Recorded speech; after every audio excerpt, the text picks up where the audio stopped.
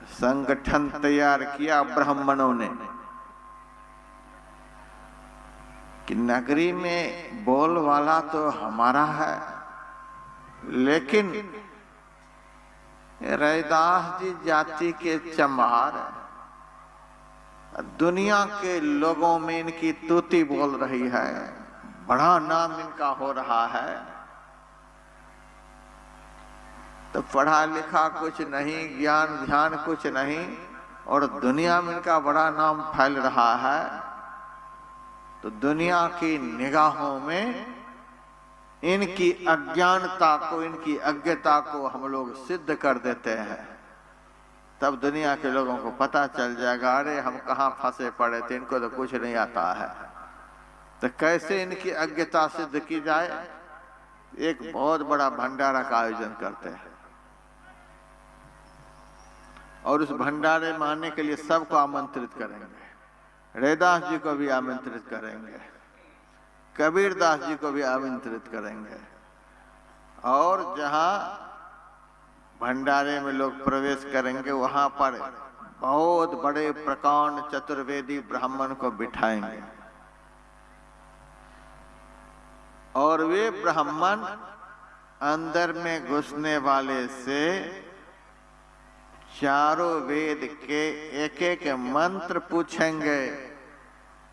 यदि बिना पुस्तक देखे ही चारों वेद के 4 मंत्र सुना देंगे, तभी उसको भंडारे में भोजन के लिए प्रवेश दिया जाएगा। तो वहां तो सारे विद्वत समाज ब्राह्मण लोग थे, अंधाधुंध वेद पढ़ते जाते, 4 कहते तो 12 बोल जाते, अंदर घुसते जाते, अंदर घुसते जाते। कबीर साहब ने रैदास जी से कहा, रैदास जी आज तो हम लोगों की बड़ी परीक्षा होगी, हम लोग तो मसी कागज छुयो नहीं, कलम गयो नहीं हाथ, ये विद्वत समाज हम लोगों की फजीहती करना चाहते हैं, जाना भी है, नहीं तो कहेंगे कि देखो डर के मारे भाग गए, दुनिया में बदनामी होगी, जाना भी है। तो रैदास जी ने कहा कि ठीक है चलिए चलते हैं। रैदास जी रास्ते में एक भैंस खड़ी थी, भैंस के गले में रस्सी लगाए और कहा आज तू भी चल भंडारे में। भैंस को भी साथ में ले लिए। संत बड़े मस्त होते हैं। चले भंडारे के द्वार पर जब रैदास जी महाराज पहुंचे तो बड़े विद्वान ब्राह्मण जो वहां बैठे थे उन्होंने कहा कहाँ जा रहे हो? कहा भंडारे में। पहले चारों वेद के एक एक मंत्र सुनाने होंगे तब अंदर में प्रवेश होगा। तो कबीरदास जी पीछे हो गए। अब रैदास जी दो जवाब। रैदास जी ने कहा हम दोनों गुरु भाई हैं, निमंत्रण मिला है भंडारा तो खाएंगे ही। तो कहा बिना मंत्र सुनाए तो घुसना मुश्किल है। तो रैदास जी ने कहा यदि हम दोनों के बदले में ये भैंस ही मंत्र सुना दे तो? ब्राह्मण तो भिन्न आया, अरे तू तो बोल नहीं पाएगा और भैंस मंत्र सुना देगी। यदि सुना दे तो, यदि भैंस मंत्र सुना देगी तो दोनों भंडारे में चले जाना। रैदास जी महाराज ने भैंस की पीठ पर हाथ थपथपा दिया और सुनाओ इनको मंत्र। और उस भैंस ने 4 मंत्र को कौन कहे, चारों वेद में 1 लाख मंत्र थे, सारे मंत्र सुना दिए।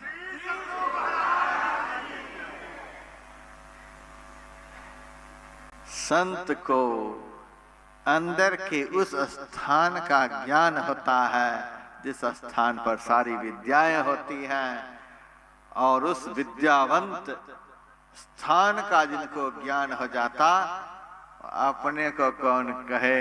वह तो भैंस के पीठ को थपथपा देगा तो भैंस भी विद्वान की भाषा में बोलने लग जाएगी। इस शरीर के भीतर में सब विद्या है, लेकिन है कहाँ त्रिकुटी महल में विद्या सारा। और हम है कहाँ, पिंड संसार तो घोर अंधार है, हम हैं अंधकार में और सारी विद्याएं हैं प्रकाश के सबसे ऊपरी तल में। अब कैसे देखेंगे, कैसे देखेंगे वहां? इसीलिए कबीर साहब ने कहा, बिनु गुरु ज्ञान नाम ना पइहो, व्यर्था जन्म गमाई हो। बिना गुरु के ज्ञान के आप उस स्थान तक पहुंच नहीं सकते जिस स्थान पर सारी विद्याएं होती हैं। वहां पहुंचिए और तब कोई मेरे से फोन पर बात करिए, बाबा नहीं दिखलाई दे रहा है। और झूठ बोल करके फोन करिएगा तो थर्मामीटर भी हम लगाने के लिए जानते हैं। ऐसे आंख बंद करके पलक वगैरह को दबा करके कह दीजिए कि हम त्रिकुटी में पहुंच गए, कहाँ विद्या प्राप्त हो रही है। हमें पता चल जाता है कि आंख को मटका करके प्रकाश देखे हैं, दृष्टि को मटका करके प्रकाश नहीं देखे हैं। देवता रहते हैं स्वर्ग में, स्वर्ग कहते हैं अंधकार रहित स्थान को। अंधकार रहित स्थान आपके ब्रह्मांड भाग में है, आंख से ऊपर है। आपको आंख से ऊपर जाना पड़ेगा, अर्थात ब्रह्मांड में प्रवेश करना पड़ेगा। तीर्थ भी है, ब्रह्मांड भाग में ही। तीर्थ भी अंदर में, नीचे की तरफ नहीं। आंख से नीचे तो नरक कहलाता है। आंख से नीचे वाले भाग को नरक कहते हैं।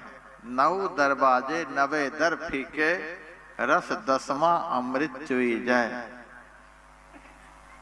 9 दरवाजा, 2 आंख, 2 कान, नाक के 2 छेद, 1 मुंह, 2 मलमूत्र विसर्जन के द्वार। ये 9 द्वार ये नरक के द्वार हैं।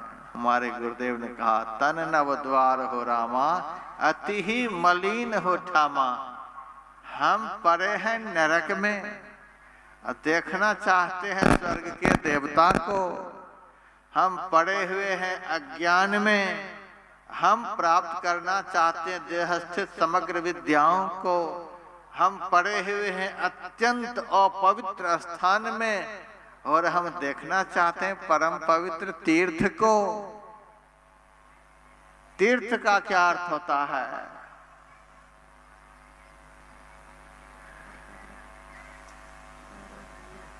तीर्थ का क्या अर्थ होता है? आप लोगों से कोई पूछ देगा, महाराज तीर्थ के विषय में बता रहे थे, तीर्थ का क्या अर्थ होता है? आपको मैं बता रहा हूं। व्याकरण में बहुत धातु हैं। बहुत धातुओं में एक धातु का नाम है तीर्ण। तीर्ण धातु से तीर्थ शब्द बना हुआ है, जिसका अर्थ होता है उद्धार करने वाला।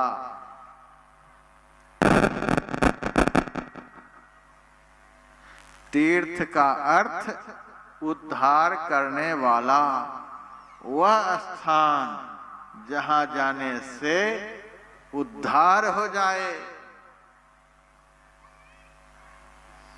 किस चीज से उद्धार हो जाए? तीर्थ का अर्थ उद्धार करने वाला। किस चीज से उद्धार करने वाला? जिस चीज से आज तक उद्धार नहीं हुआ, जिस चीजों से उद्धार हुए बगैर आपका परमोद्धार हो नहीं सकता है। तो किस चीज से उद्धार करने वाला? झूठ से। तीर्थ का अर्थ जहां जाने से झूठ से उद्धार हो जाए, फिर उनके मुंह से झूठ नहीं निकले।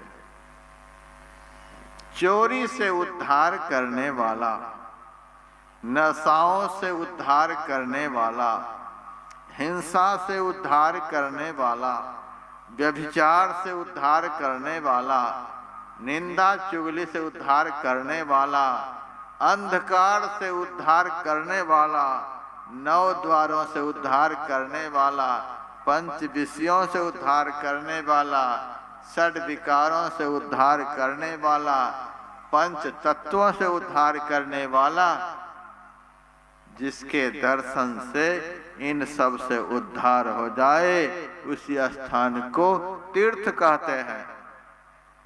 अब बताइए दुनिया में ऐसा तीर्थ कहाँ है? मेरे पास लोग हरिद्वार आते हैं और मेरे से कहते हैं महाराज आज मैं हर की पौड़ी जाना चाहता हूँ गंगा में स्नान करने के लिए। तो मैं कह देता हूँ ठीक है जाओ, कोई बात नहीं, बहुत दूर से आए हो, लेकिन जा रहे हो तो जिस पर्स में पैसे हैं उस पर्स को कमरे में ही छोड़ जाओ, मोबाइल को कमरे में ही छोड़ जाओ, नहीं तो तुम लगाओगे गंगा में डूब, और वहां गंगा में दिन रात नहाने वाले जो चोर हैं ये तुम्हारे अटैची में डूब लगाएंगे, तुम्हारे पर्स में डूब लगाएंगे, हंसते हुए जाओगे यहाँ से और रोते हुए आओगे। ऐसे तीर्थ हैं आजकल।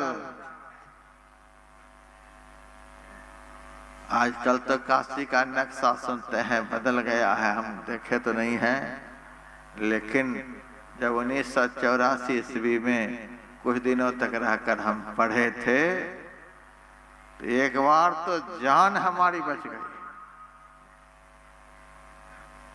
ऐसे ऐसे पंडे वहां रहते हैं, यदि थोड़ी सी असावधानी हो गई जान पर जोखिम है। जान बचने को नहीं, सारे माल ले लेंगे और घर में ही सारी व्यवस्था होती है, आपके शरीर का भी पता नहीं चलेगा। अब क्या हो रहा है पता नहीं, लेकिन जब हम रहते थे तब ऐसा देखा, कैसे हम कमरे से भागे हैं, गुरु महाराज बचाए हैं। और प्रयागराज का अब कैसा नक्शा है हमें पता नहीं, लेकिन प्रयागराज में जहाँ दोनों नदियों का मिलन है वहाँ जो केवट नहलाने के लिए यात्री को ले जाता है,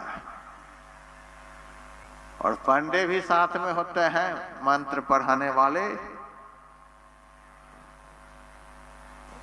सारे पैसे सारे जेवरात हड़प लेते हैं, इधर उधर करेंगे तो वहीं राम नाम सत हो जाएगा।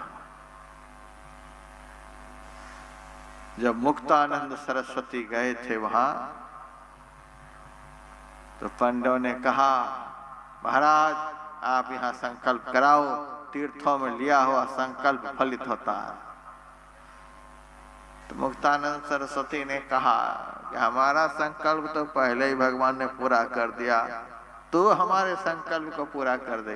नहीं नहीं महाराज आए हो, आप संकल्प कराओ मेरे से। कहा पढ़ाओ मंत्र। तो मुक्तानंद जी महाराज के हाथ में दिया जल, तेल, कुश की अंगूठी पहना दिए और कहा पढ़ो महाराज मंत्र, पापो हम पाप कर्मा हम पापात्मा पाप संभवा। मुक्तानंद जी महाराज ने कहा मैं तो नहीं पढ़ूंगा यह मंत्र। क्या क्यों? मैं तो पढ़ूंगा पुण्यो हम पुण्य कर्मा हम पुण्यात्मा पुण्य संभवान। हम तो दिन रात पुण्य करते हैं, हम क्यों पढ़ेंगे पापो हम। मूर्ख, दिन रात तीर्थ में रहकर पाप तू करता है और मंत्र मैं पढ़ूं? मैं नहीं यह मंत्र पढ़ूंगा।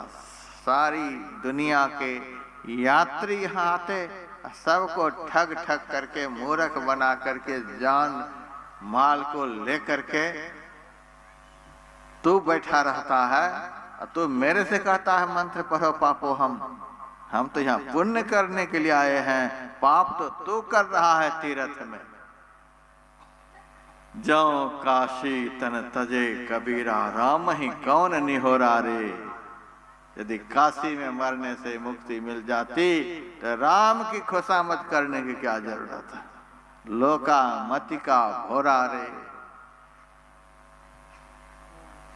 तो बाहर में कहीं भी ऐसे तीर्थ नहीं जिस तीर्थ में जो सब चीजें मैंने पहले बताई इन सब से उद्धार हो जाए, कहीं भी ऐसे तीर्थ नहीं। तो वह तीर्थ आपके अंदर में है। जिस तीर्थ का दर्शन मात्र हो जाए, नहाने की बात छोड़ दीजिए, डूब लगाने की बात छोड़ दीजिए, आपके भीतर में जो तीर्थ है उस तीर्थ का एक झलक दर्शन हो जाए तो जो सब बातें मैंने बताई सबसे उद्धार एक ही क्षण में हो जाए। क्या है उस तीर्थ का नाम? भगवान शिव शंकर ने ब्रह्मा जी से कहा, सुषुम नैव परं तीर्थम, सुषुम नैव परो जपः, सुषुम नैव परम ध्यानम, सुषुम नैव परा गति। सुषुम्ना ही सबसे बड़ा तीर्थ है। और अभी पाठ भी हुआ